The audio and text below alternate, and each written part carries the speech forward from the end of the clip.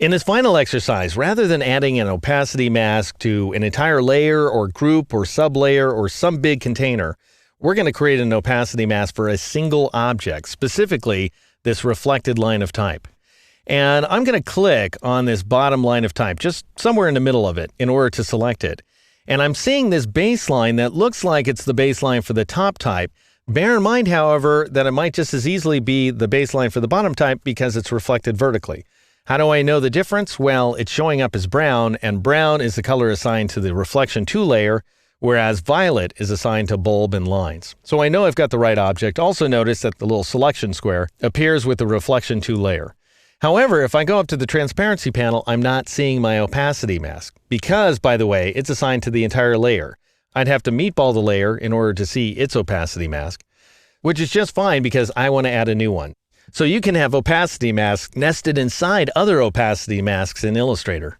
So I'm going to go up here to the Transparency Panel flyout menu and choose the Make Opacity Mask command. And incidentally, notice it will once again come in as black, meaning that we're clipping the contents of this object by default. And then I would turn off the clip checkbox because I'd really like this opacity mask to come in white. Or if you would like to change the default setting, do this. Press Ctrl-Z, Command-Z on the Mac to undo the addition of that opacity mask, then go up to the flyout menu once again and choose New Opacity Masks are clipping, which is a weird phrasing for this option, but anyway, it's turned on.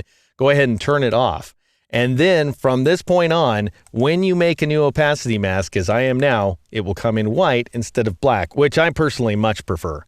Anyway, next we're going to draw a gradient inside the opacity mask, which means I need to switch over to the opacity mask by clicking on it. And then I'm going to grab my rectangle tool, or I could press the M key, of course, and I'll draw a rectangle around that text like so. And the rectangle comes in white, which is just fine. I'll switch over to the gradient panel. The last gradient I used was this black to white one, so I should just be able to click on this gradient swatch in order to restore that last used gradient. And sure enough, it starts as black over here on the left-hand side, and it ends with white over on the right-hand side. And now I'm going to grab my gradient tool. If you like, press the G key. And then I'm going to drag from the bottom of this text to the top like so. And I'm pressing the Shift key in order to constrain the angle of my drag to exactly vertical. And I end up getting this effect here. And that's exactly what I want.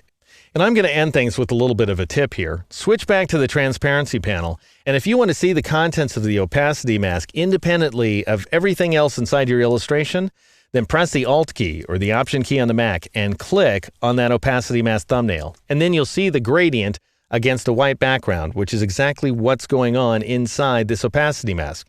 To escape back out, you Alt click or Option click again on that thumbnail, or you can just click on the illustration thumbnail as well, and that will take you out of the opacity mask back into the larger illustration. And that, my friends, is how you work with the opacity value, blend modes, knockout groups, and opacity masks here inside the transparency panel in Illustrator CS5.